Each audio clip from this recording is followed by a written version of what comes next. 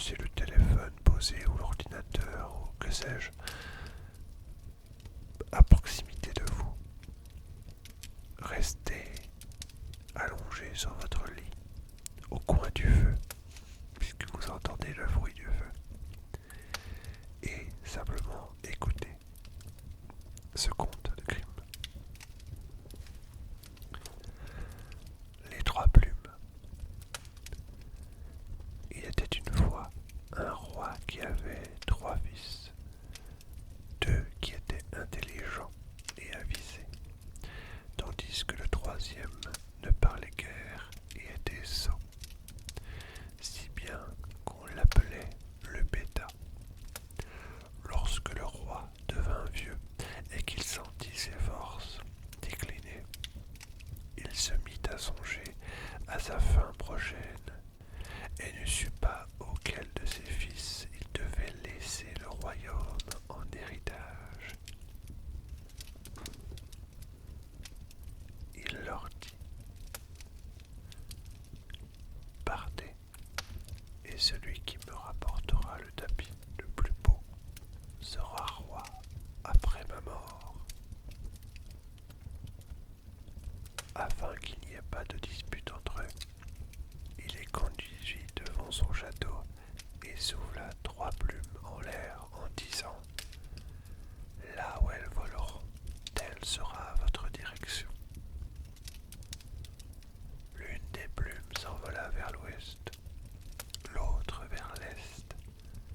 Quant à la troisième, elle voltigera tout droit à faible distance, puis retombera bientôt par terre.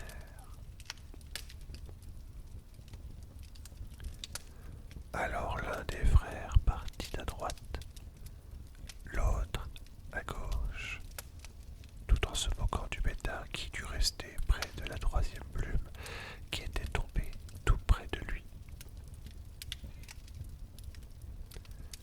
Le bêta s'assit par terre et il était bien triste. C'est alors qu'il remarqua tout d'un coup qu'une trappe se trouvait à côté de la plume.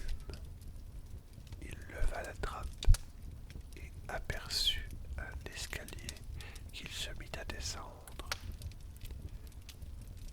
Il arriva devant une porte, frappa et entendit crier à l'intérieur: petite demoiselle verte, cuisse tendue et pattes de lièvre, bondit et rebondit, va vite voir qui est dehors. La porte s'ouvrit et il vit une grosse grenouille grasse assise là, entourée d'une foule de petites grenouilles. La grosse grenouille lui demanda quel était son désir. J'aimerais avoir le plus beau et le plus ouvragé des tapis, répondit-il. Alors qu'elle appela une jeune grenouille à qui elle dit: petite demoiselle verte, cuisse tendue et pattes de lièvre, bondit et rebondit, va vite voir qui est dehors. Le jeune grenouille alla chercher la boîte et la grosse grenouille l'ouvrit.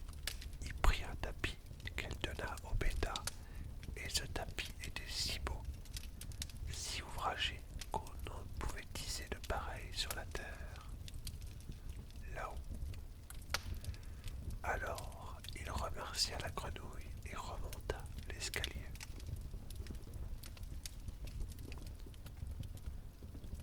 Cependant, les deux autres frères estimaient leur cadet tellement sot qu'ils crurent qu'ils ne trouveraient absolument rien à rapporter. Pourquoi nous fatiguer à chercher, se dirent-ils, et la première bergère qu'ils rencontrèrent fit l'affaire. Ils lui ôtèrent son châle de toile grossière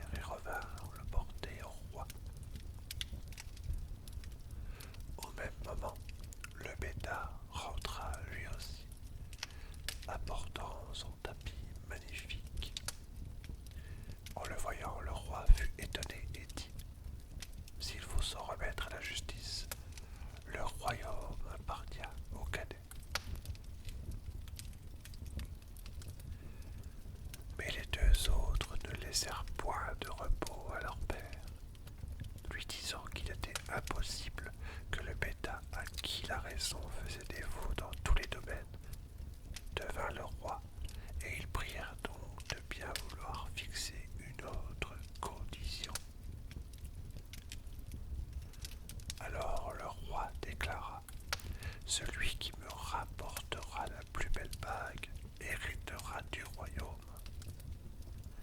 Il sortit avec ses 3 fils et souffla les 3 plumes qui devaient leur indiquer la route à suivre.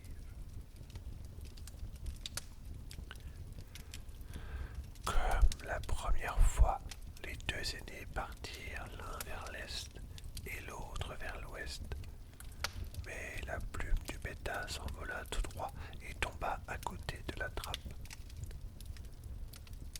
Alors il descendit de nouveau voir la grosse grenouille et lui dit qu'il avait besoin d'une très belle bague. La grenouille se fit aussitôt apporter la grande boîte. Il prit une bague qu'elle donna au bêta, et cette bague, toute étincelante de pierres précieuses, était si belle que nul orfèvre sur la terre n'en aurait pu faire de pareil.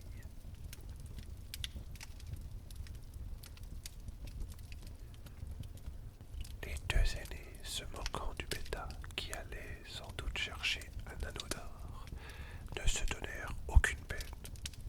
Ils dévissèrent les crochets d'une vieille roue de charrette et chacun apporta le sien au roi.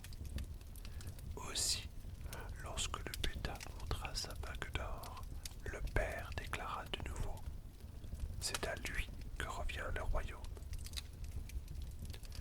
Les 2 aînés ne cessèrent de harceler leur père pour qu'il posât encore une 3e condition. Celui-ci décida donc que celui qui ramènerait la plus belle femme aurait le royaume.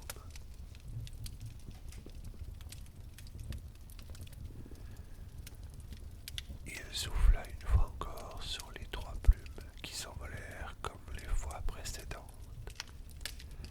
Alors, sans plus se soucier, le bêta alla trouver la grosse grenouille et lui dit: il faut ramener au château la plus belle femme. Et la plus belle femme, répondit la grenouille. Voilà une chose qu'on n'a pas immédiatement à sa portée, mais tu l'auras tout de même.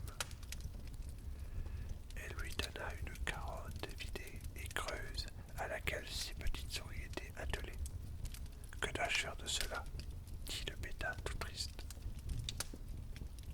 Tu n'as qu'à y installer une de mes petites grenouilles, répondit-elle. Il en attrapa une au hasard dans le cercle de celles qui entouraient la grosse grenouille, la mit dans la carotte, et voilà qu'à peine assise à l'intérieur, la petite grenouille devint une demoiselle merveilleusement belle. La carotte, un vrai carrosse, et les 6 petites souris, des chevaux. Alors le bêta embrassa la jeune fille, se fit emporter au galop de ses 6 chevaux et amena la belle chez le roi. Ses frères arrivèrent ensuite. Ils ne s'étaient donné aucune peine pour chercher une belle femme et ramenèrent les 2 premières paysannes venues. Lorsqu'il les vit, le roi déclara: c'est au cadet que le royaume appartiendra après ma mort. Alors, les 2 aînés se mirent de nouveau à rebattre les oreilles du roi de la même protestation. Nous ne pouvons pas admettre que le bêta devienne roi. Et ils demandèrent à ce que ce privilège revienne à celui dont la femme arriverait à sauter à travers un anneau qui était suspendu au milieu de la grande salle. Nos paysannes en seront bien capables, se dirent-ils. Elles sont assez fortes. Par contre, la délicate demoiselle va se tuer en sautant.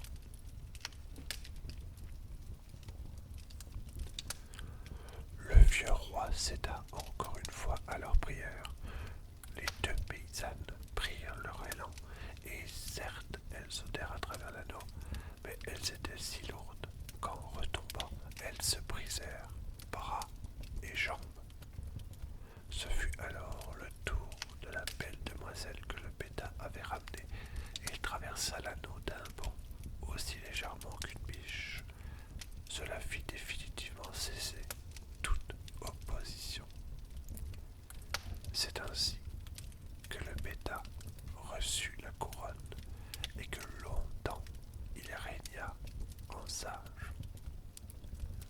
Conte des frères Grimm, les trois plumes.